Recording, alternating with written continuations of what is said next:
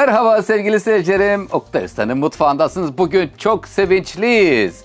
Ramazan bayramına kavuştuk. Rabbim Ramazan bayramınızı mübarek eylesin. Hayırlı bayramlar diliyorum. Bizim de bayram hediyemiz geldi. Kütahya'dan efendim çini tabağımız geldi.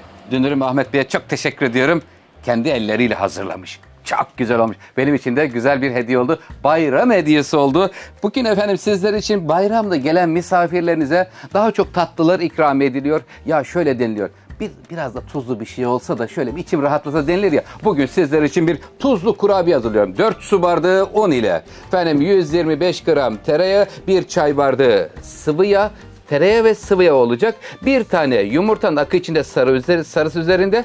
Efendim 1 tatlı kaşığı toz şeker, 1 paket kabartma tozu, 3 çorba kaşığı sirke, 1 tatlı kaşığı tuz ve kıymetli seyircilerim 2 çorba kaşığı da yoğurt var içerisinde. Üzerinde susamlı güzel bir tuzlu kurabiye hazırlıyorum sizler için.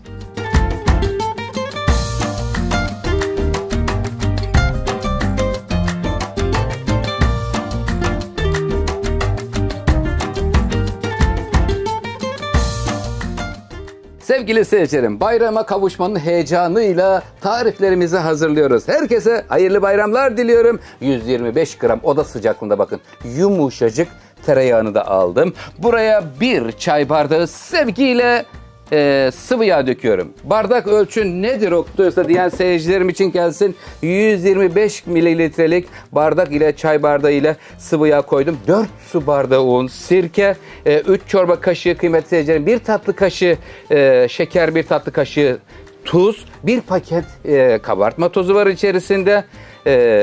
Burada 2 çorba kaşığı yoğurtla birlikte tuzlu kurabiye hamurumuzu yoğuruyoruz. Bayram için hazırlıyorum sizler için kıymetli seyircilerim. Böyle hemen saniyeler içinde ortaya çıkar. Normal mayalı hamur gibi çok uzun uzun yoğurmanıza gerek kalmaz kıymetli seyircilerim. Hemen şöyle tezgaha alıyorum. Bakın aldım. Hızlı ol Oktay Usta, misafirler geliyor. Bayram misafirleri geliyor. Sizler için çok güzel bayram tatlıları, bayrama özel tarifler, sarmalar, her şey yaptım. İnşallah Rabbim Kurban Bayramı'na da hepimizi kavuştursun. Evet, kurabiye hamurumuzu topluyoruz ve şeklini vermeye başlıyoruz. Toplanır mısın canım?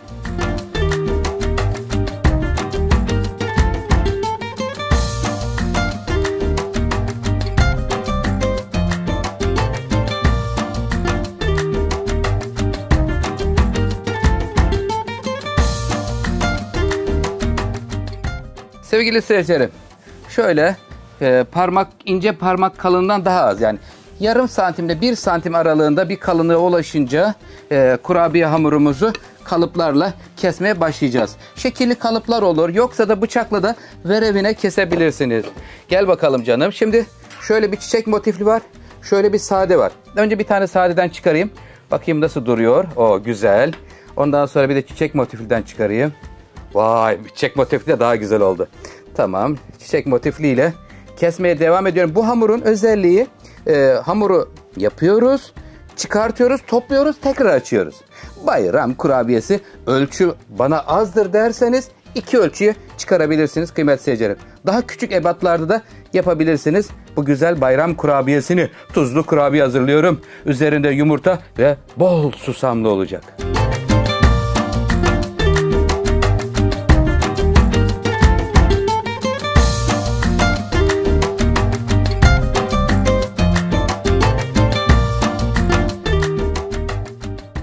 Tuzlu bayram kurabiyelerimiz hazır sevgili seyircilerim. Çiçek motifi ve yıldız motifi olmak üzere 2 motif yaptım. Çünkü benim kalıplarım bayağı büyükmüş. Benim bir an önce küçük kalıplarda almam gerekiyor demek ki. Kıymetli seyircilerim, 26 tane çıktı toplamda. Küçük olursa burası 40-50 taneye kadar çıkabilir. Yumurtanın sarısını yağla karıştırdıktan sonra şöyle getiriyorum. Kurabiyelerimizin üzerine sürüyoruz bakın. Şöyle güzel sıvı yağ ile karıştırılmış yumurtanın sarısı burası. Dikkatlice her yerine sürelim. Sürdükten sonraki bölümü de ben sizlerle paylaşayım. Efendim susam var.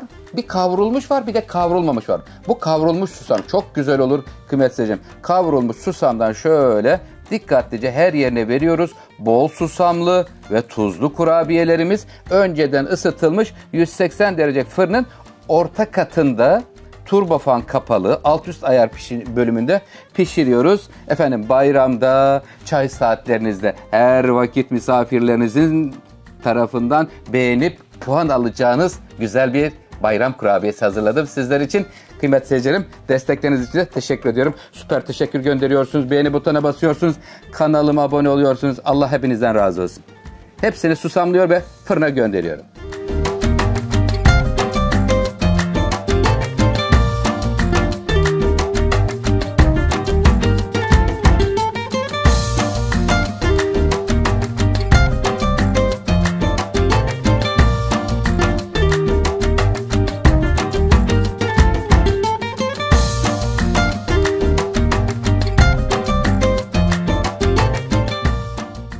Bayramın güzelliği, öyle güzel kokular geliyor ki kurabiyemiz fırından çıkıyor kıymetli seyircilerim. Sevgiyle geliyor, gel bakalım canım, gel gel.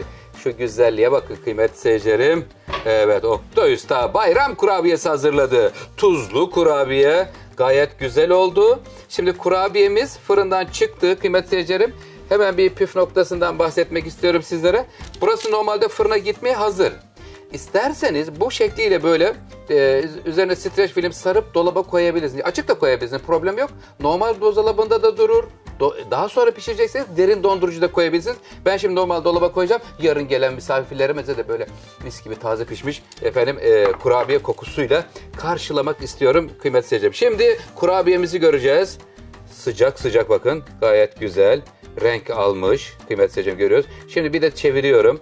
Altlarda pişmiş mi? Altı da pişmiş. İstediğiniz şekilli kalıplarla böyle çiçek motifi, yıldız, o kadar çok çeşitler var ki çeşitlerden yararlanabilirsiniz. Kıymetli seyircilerim, yalnız tepsisinde soğursa iyi olur. Mesela ayrı bir tabağa alırsanız burada soğuk ve sıcak dengesinden dolayı bir buharlaşma meydana gelebilir. Ben şimdi çayı da doldurayım. Evet. Efendim Ramazan bayramına kavuşturan Rabbimize sonsuz şükürler olsun. Güzel çaylarınız demlenmiş olsun. Sofralarınızda iyi insanlar bulunsun inşallah. Sizleri çok seviyorum sevgili seyircilerim. Bir ay boyunca güzel güzel tarifler paylaştık sizlerle. İftar sofraları ve sahur sofraları için.